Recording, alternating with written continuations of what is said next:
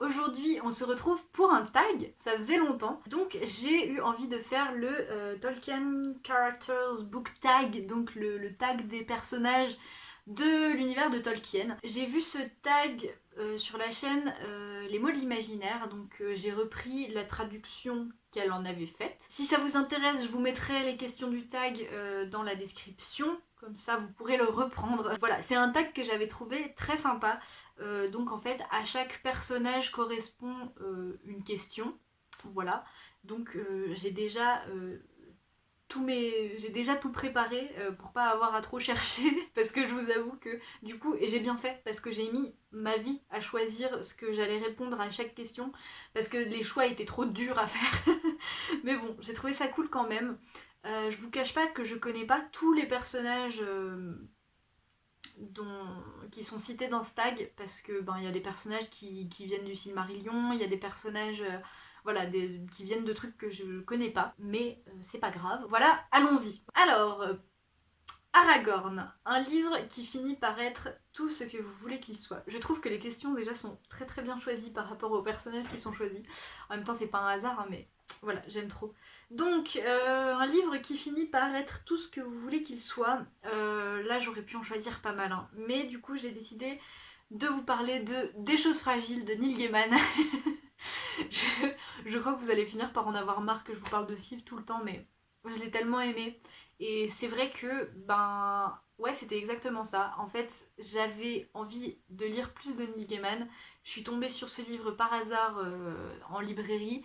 Euh, je me suis dit, ah, avec ça, je vais rêver, je vais partir dans des mondes et en même temps, c'est Neil Gaiman et il va me surprendre et ça va être bien. Et je sais pas, je m'attendais à ressentir des trucs et j'ai ressenti exactement ce qu'il fallait. J'ai eu tout ce que je voulais dans ce livre. J'ai adoré ce recueil de nouvelles, donc voilà, c'est exactement ça. Ensuite, Celeborn, votre personnage préféré qui est souvent oublié. Alors, bon, il y a des fois où j'ai pas pu choisir qu'un seul personnage, donc j'en ai choisi deux. J'ai choisi le serpent dans Le Petit Prince.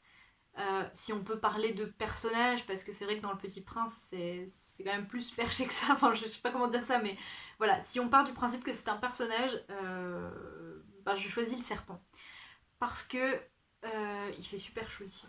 Parce que le quand on pense au Petit Prince, on pense au Petit Prince, on pense au renard, on pense à la rose, voilà. Mais je trouve que le serpent est trop souvent oublié et c'est un personnage qui me fascine, qui fait peur mais qui n'est pas un réel danger. Il représente la mort clairement, mais pas vraiment ça. Un peu le passage vers l'au-delà et en même temps c'est voilà, c'est un personnage que je trouve super intéressant. C'est un élément du Petit Prince que j'adore et qui est essentiel. Et je trouve qu'on l'oublie trop souvent. Donc voilà. Et comme je ne pouvais pas ne pas le citer, un autre personnage que j'adore et qui est trop souvent oublié, j'ai mis Tom Bombadil, évidemment. Qui est un personnage super important dans Le Seigneur des Anneaux, dans la communauté de l'anneau en fait. D'ailleurs, tout le passage avec lui est vraiment ailleurs. Enfin voilà, c'est un personnage que j'adore et qui a été complètement squeezé dans les films. On l'a oublié, on l'a enlevé. Donc voilà, et du coup, les gens qui ne connaissent que les films ne connaissent pas Tom Bombadil et c'est bien dommage parce que c'est un personnage vraiment très très intéressant. Ensuite, Célébrian, ou Célébrian, je ne sais pas comment ça se dit. Un livre ou un personnage dont tu voudrais une meilleure fin. Donc j'ai choisi des personnages j'ai choisi donc Anthelme dans Apostasie. Euh, Disons que sa conclusion pour lui était assez évidente, mais ça m'a fait quand même beaucoup de mal de le voir finir comme ça, de le voir finir de cette façon, même si c'était très bien fait. Voilà, je pense qu'il aurait mérité d'être un peu plus heureux. Voilà. J'avais tellement d'amour pour lui, d'empathie pour lui que voilà, ça, je suis un peu déçue qu'il finisse comme ça, mais bon, que voulez-vous. Et j'ai aussi choisi Shigeru du clan des Otori, parce que voilà, lui aussi je pense que je vous en reparlerai de toute façon un petit peu plus tard.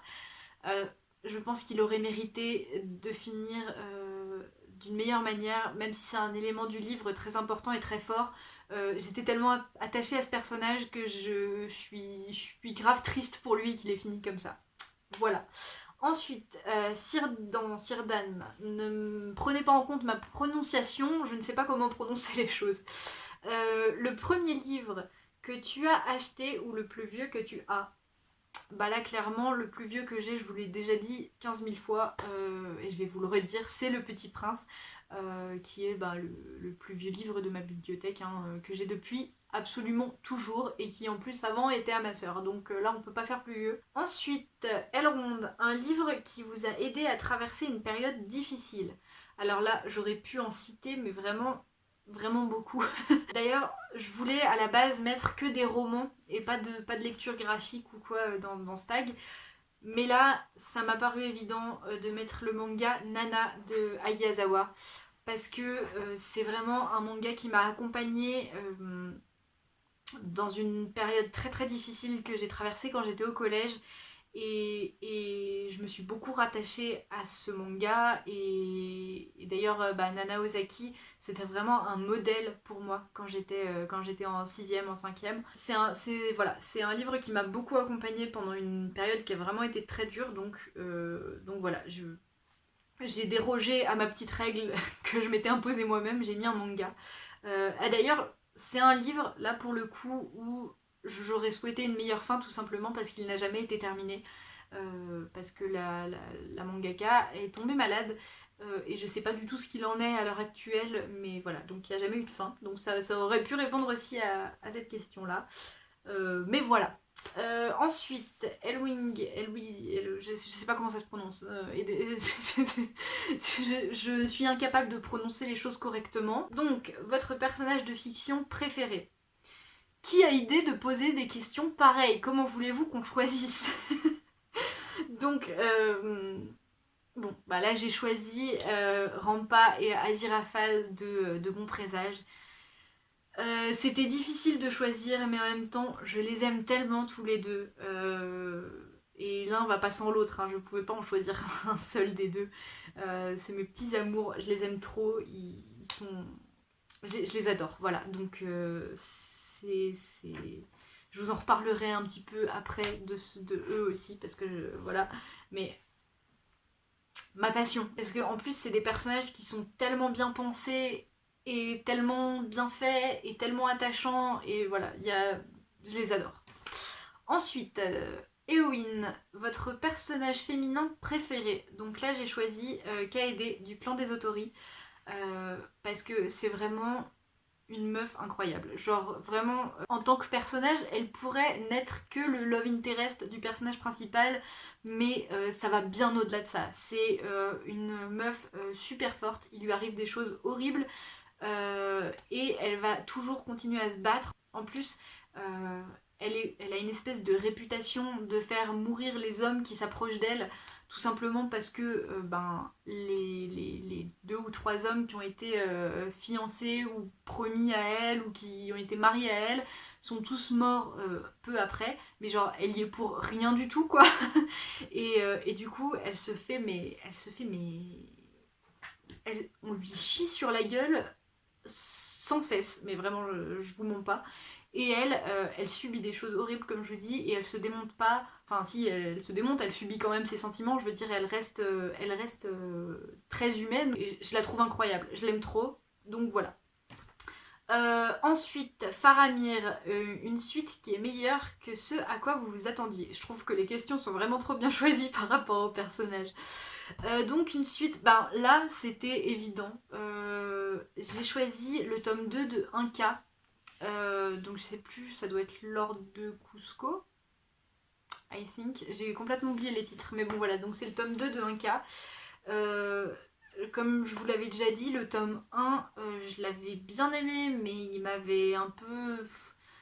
Voilà, je me suis dit soit je vais complètement m'ennuyer, soit voilà. Mais le tome 1 était très introductif et il m'avait un peu ennuyé et je savais pas trop à quoi m'attendre, j'avais peur d'être vraiment déçue pour la suite et en fait j'ai beaucoup aimé le tome 2. J'ai toujours pas lu le tome 3 mais il faut vraiment que je m'y mette. Voilà, ça a été une suite que j'ai beaucoup appréciée. Donc comme quoi des fois, même si on a moyennement aimé un tome 1, des fois il faut poursuivre, on peut avoir de belles surprises. Ensuite, Fëanor, un livre qui... J'arrive pas à lire. Un livre où les personnages prennent constamment des décisions vraiment stupides. Alors, j'aime trop cette question, elle est trop drôle, et le premier truc qui m'est venu quand je l'ai lu, c'est Sombre Citrouille. Donc c'est un livre que j'ai lu très récemment. Et c'est vrai que les personnages prennent tout le temps des décisions débiles. Enfin, genre, c'est un groupe d'enfants qui trouve un cadavre au milieu des citrouilles. Et c'est des enfants même assez jeunes, enfin le plus vieux il a 14 ans. Et alors déjà ils ont une réaction très bizarre parce qu'il n'y en a aucun que ça choque vraiment, hein, mais bon voilà, ils trouvent un cadavre plein de sang et tout. Et au lieu de se dire on va peut-être appeler un adulte, on va peut-être appeler la police, non, ils se disent non, on va le cacher pour pas gâcher l'anniversaire de papy. T'es là, mais pourquoi? Et c'est sans cesse comme ça. Après, enfin, bon, je vais pas vous spoiler, mais c'est tout le temps comme ça. À chaque fois qu'ils ont une importante décision à prendre, ils font les pires choix possibles et des choix qui n'ont aucun sens en général.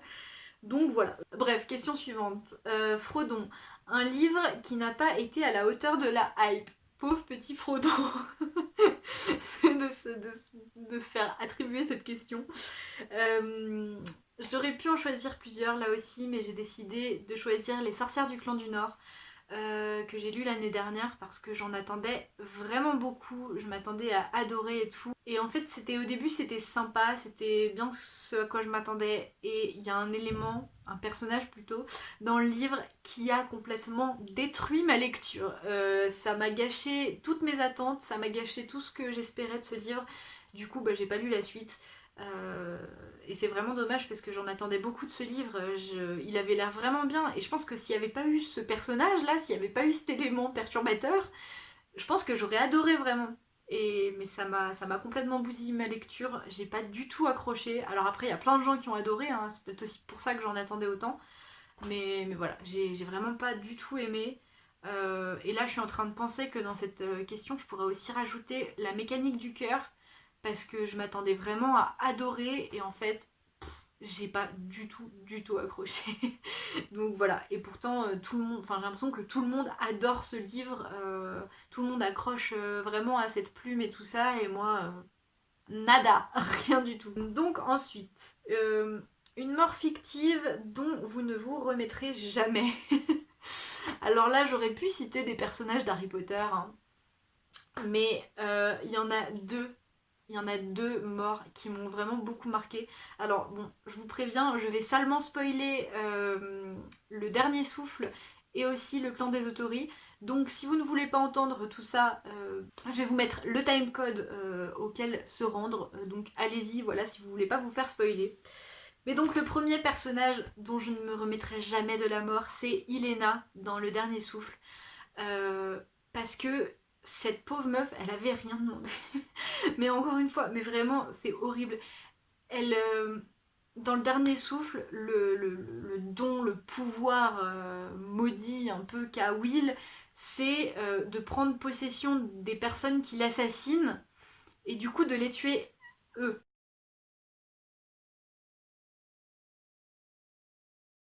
Voilà.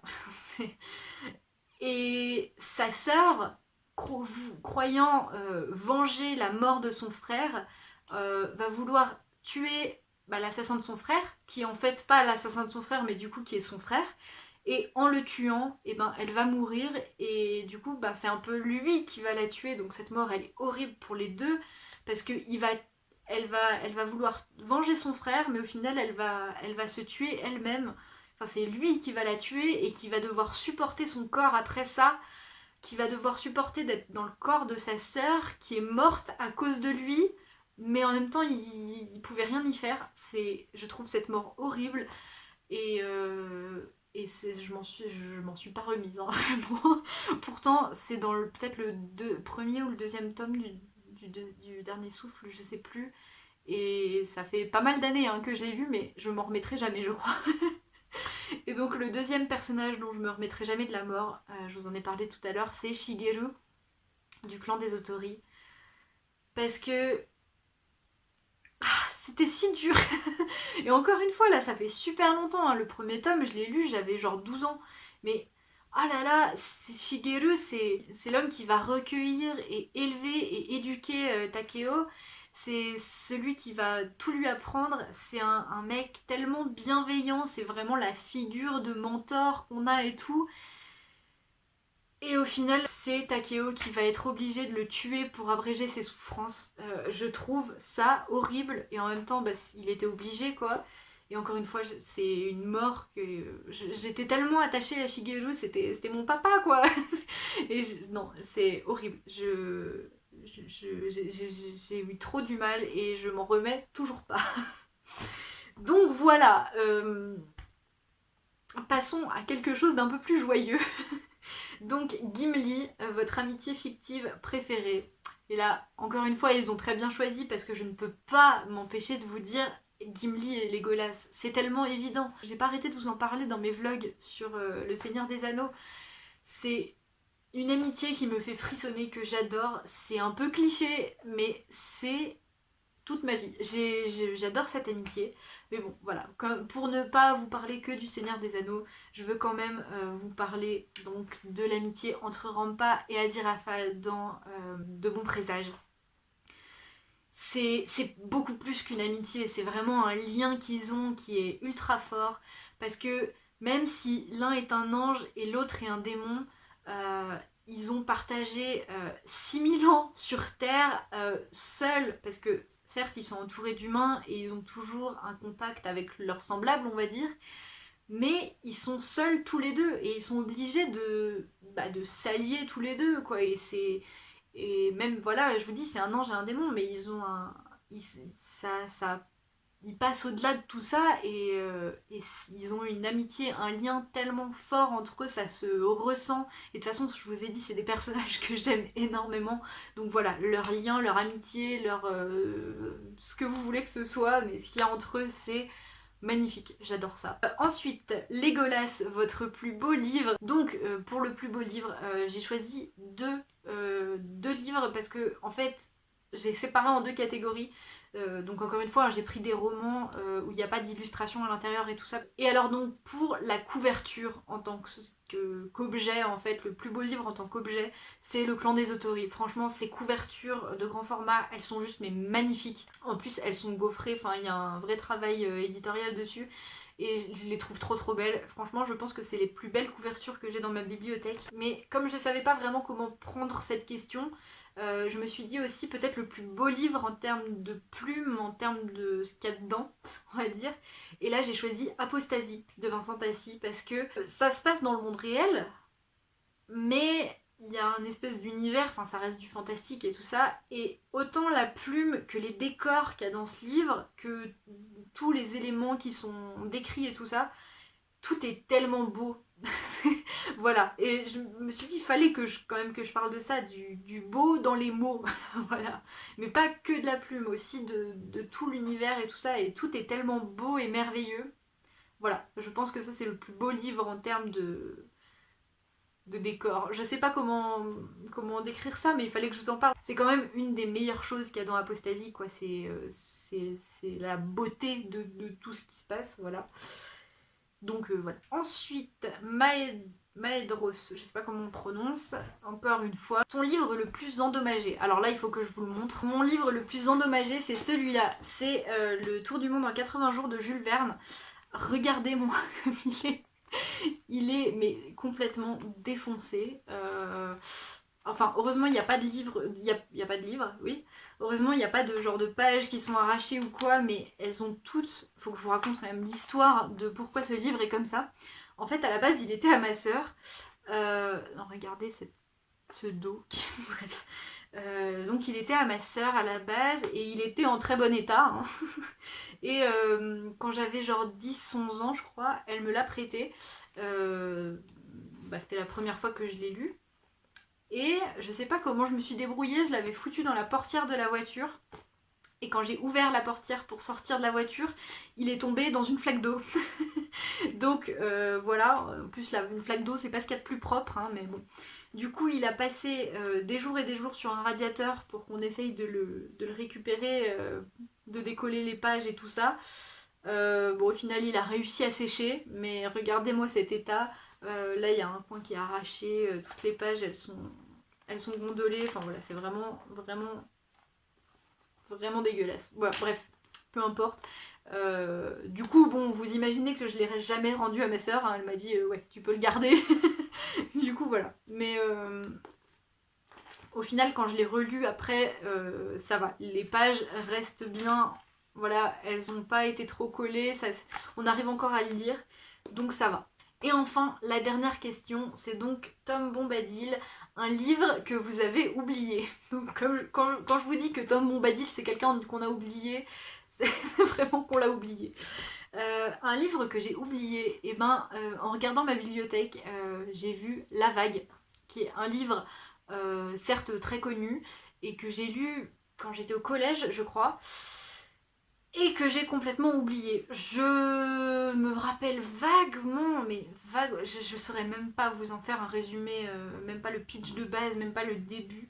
Je me rappelle que j'avais beaucoup aimé, je sais qu'il est très très bien ce livre, mais je sais plus du tout ce qui se passe à l'intérieur. Et du coup j'ai très envie de le relire, parce que je me rappelle avoir vraiment aimé et tout ça, mais vraiment incapable. Enfin, j'ai vaguement une sensation de voir à peu près ce qui se passe et tout ça, mais je pourrais même pas mettre des mots dessus, quoi. C'est un trou de mémoire. Mais j'ai ça pour pas mal de livres, en fait. Enfin, lui, c'est le plus flagrant, mais c'est vrai que j'ai une mémoire qui ne fonctionne pas.